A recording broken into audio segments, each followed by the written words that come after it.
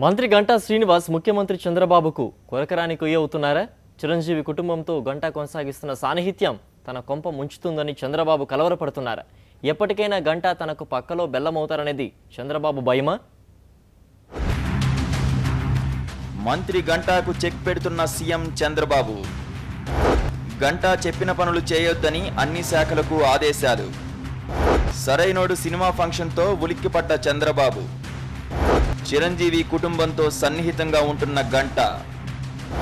విశాఖలో Sarrainodu audio function grand success. భారీగా జనాన్ని రప్పించిన మంత్రి గంటా. గంటా బల ప్రదర్శన చూసి షాక్ అయిన చంద్రబాబు. హీరో అల్లు అర్జున్ కొత్త cinema audio success meet AP CM చంద్రబాబును బాగా హర్ట్ చేసినట్టు కనిపిస్తోంది. ఆడియో ఫంక్షన్ సక్సెస్ మీట్ కు ఎప్పుడూ లేని విధంగా విశాఖ బీచ్ రోడ్ లో భారీ జనసందోహం మధ్య నిర్వహించారు. దీనికి చిరంజీవి చీఫ్ గెస్ట్. ఆ ఫంక్షన్ గ్రాండ్ సక్సెస్ అవడానికి కారణం మంత్రి గంటా శ్రీనివాసరావు. ఆ ఫంక్షన్ ఏర్పాట్లన్నీ దగ్గరుండి మరీ చూసుకున్నారు మంత్రి గారు. అంతేకాదు చిరంజీవి కుటుంబానికి గొప్ప ఆతిథ్యం ఇచ్చారు. గతంలో ఎన్నడూ లేని విధంగా విశాఖకు భారీగా జనాన్ని రప్పించారు.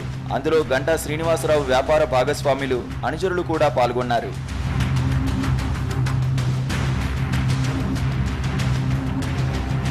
ఈ ఆడియో ఫంక్షన్ హైలైట్ అవ్వడం చంద్రబాబును కలవరు పెడుతున్నట్టు కనిపిస్తోంది. పవన్ కళ్యాణ్ సొంతంగా రాజకీయ పార్టీ పెట్టడం, త్వరలో అన్నదమ్ములు కలిసిపోతారనే ప్రచారం జరుగుతోంది.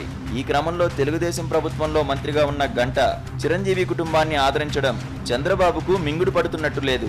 గంటాను రాజకీయంగా టార్గెట్ చేయాలనే ఆలోచన చేస్తున్నట్టు కనిపిస్తోంది.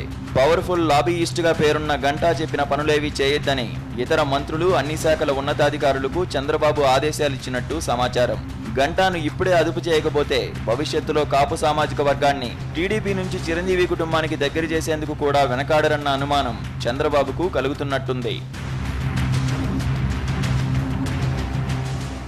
చంద్రబాబు ఆలోచన చూస్తున్న తెలుగు తమ్ముళ్లు త్వరలో జరిగే మంత్రివర్గ విస్తరణలో గంటాకు ఉద్వాసన పలుకుతారని ప్రచారం చేస్తున్నారు. ఫిరాయింపు ఎమ్మెల్యేలను ప్రలోభపెట్టి లాక్కుంటున్న చంద్రబాబు ప్రస్తుత మంత్రుల్లో చాలా మందిపై వేటు వేస్తారని పార్టీ వర్గాలంటున్నాయి.